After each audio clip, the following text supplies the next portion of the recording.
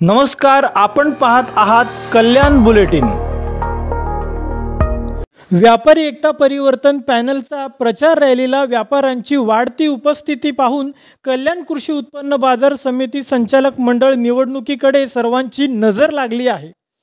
कल्याण येथील बॅकचेट हॉल येथे रविवारी कल्याण कृषी उत्पन्न बाजार समिती संचालक मंडळ निवडणूक होणार असून व्यापारी वर्गात सर्वत्र निवडणुकीचे वारे वाहत आहेत।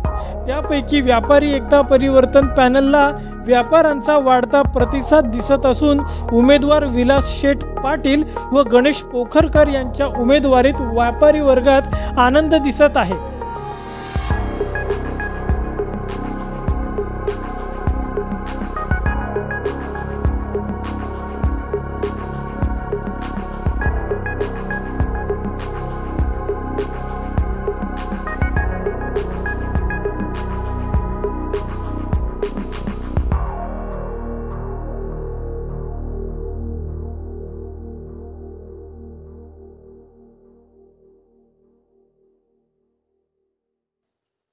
प्रतिनिधी इस्माइल शेख, कल्याण बुलेटिन, कल्याण।